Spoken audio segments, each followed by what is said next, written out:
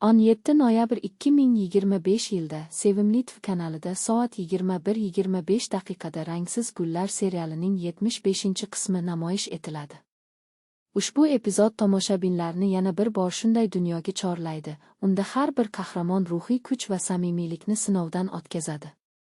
Rangsiz gullar, bu har bir gul rangli bo'lishi kerak bo'lgan, ammo hayot ba'zida unga rang berishni unutgan hikoya.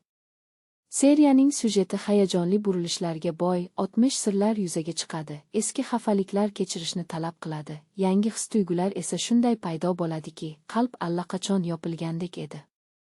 Har bir lahza hissiyotlar va dramaga to'la, lekin shunday umid uyg'otadiki, sevgi va do'stlik hayotning yo'qolgan ranglarini qaytarishi mumkin.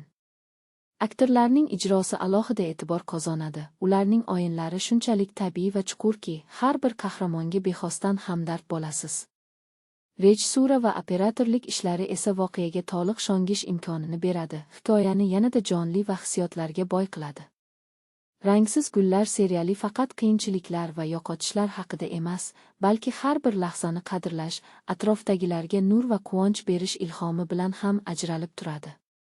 Ushbu epizod hayotiy sinovlarga qaramay, umid doimo yonimizda ekanligini yana bir bor tasdiqlaydi.